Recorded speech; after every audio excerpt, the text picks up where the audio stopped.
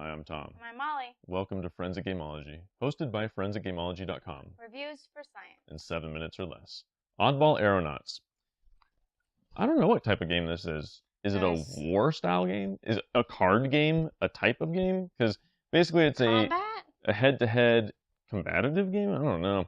It's head-to-head in which we take our top 3 cards and we decide of those which skill we'll use. We've got the wheel of a ship for sailing, the cannonball stacked up for guns, and then boarding is a sword. And so you say which skill you're going to use, and then any of the following 2 cards can be used to make the number of that skill higher. And then whoever has the highest number wins, and depending on what skill you used, your opponent has to discard cards, which gets them closer to losing, or you get to reveal 2 cards, bring them back from being discarded, which brings you closer to winning. Revive? Is it revive? It's not reveal. No, it's recover. But recover. We were both wrong. Well, I mean, I wasn't wrong. I wasn't trying to say recover. I was trying to say revive. So I thought you said reveal. I'm sure I said reveal. You said revive. Point being, you reveal them. You turn them face up from the bottom. That's called recovering. Point being, or you do one, you recover 1 and your opponent discards 1, depending on what you picked. And then there are some text and stuff that goes along with it, and some mercenaries and events and whatnot. Simplicity versus complexity. I'm going to say this game is fairly simple. You choose which one of these 3, like Tom said, you want to you pick. And then there are 2 numbers in each of those slots, a big number and then a plus. So this one has 5 sailing, and then underneath it +2. So if I were using that one as a support, which I can't use the first one as a support, but if I were, it would be the +2, not the 5, right? So one of these is going to be the big number. The first target is the big number, and then either of these 2 cards or neither of them adding their bonuses. And then there's a tiny bit tricky when this text comes into play. You can only choose the top one, and then if it's magic, it's negated if the other person has a shadow symbol. So there's a tiny bit of complexity. I'm not going to say that makes it a complex game. This is pretty simple. There's some fiddly rules, though. You can only ever play 1 event per turn, so if each of you have an event, it gets discarded. If you have both of your events, the top one gets discarded.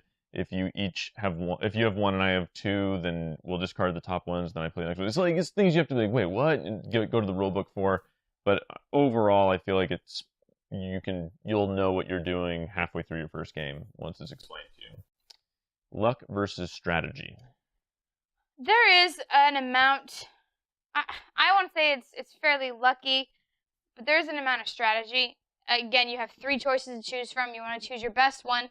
Plus, if you want to go along with your the text you have here, also each of those does something different, like Tom explained. So if you really need to revive or recover cards, reveal cards, the R word to cards, then you want to get that top one so you can do 2 of those, and so you don't lose quicker, right? But if you want to make them discard, you just want to go all out, they're going to do the middle one. So there is some strategy in which one of those you choose, if you can have a choice, right? Otherwise, you just want to win, and so you choose the highest numbers you can.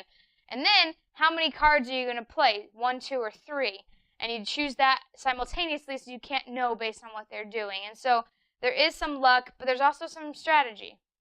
Yeah, I mean, I like the strategy of choosing, even if I feel like it won't be the highest available number I could put out, choosing the guns that make your opponent discard. So I feel like if you just drill through that deck and you keep winning, you're going to win the game.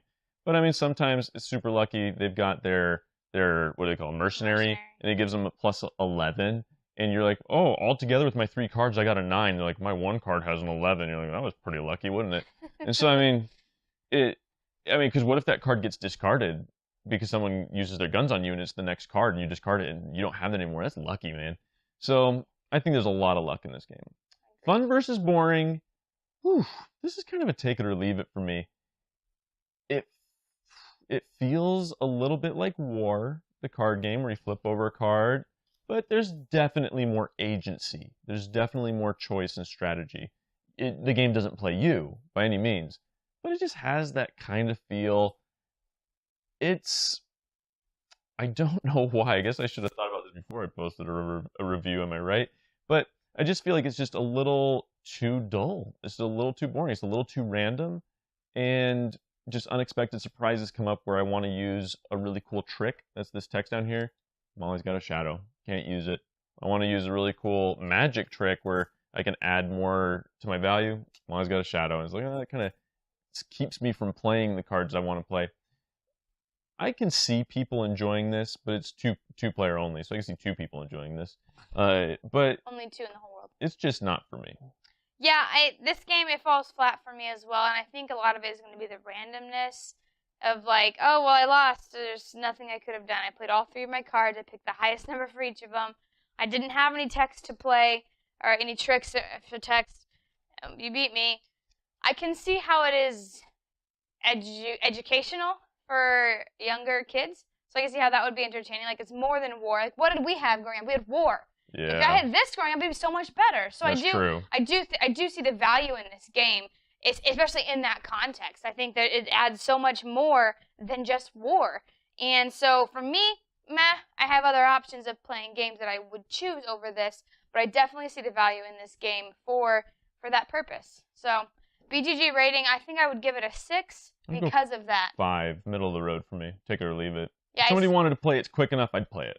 Yeah, same here. And I would see the value and be like, hey, you're playing with war with a deck of cards? Well, try this game. It's a pretty cool game. And it's a cool theme. It's cool. Yeah, it's true. Dragons and pirates and animals and all of that. So yeah, it's cool. It's cool.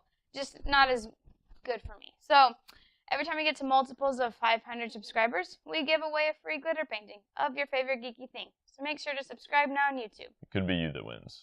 Oddball Äeronauts. We've presented the evidence. You be the judge.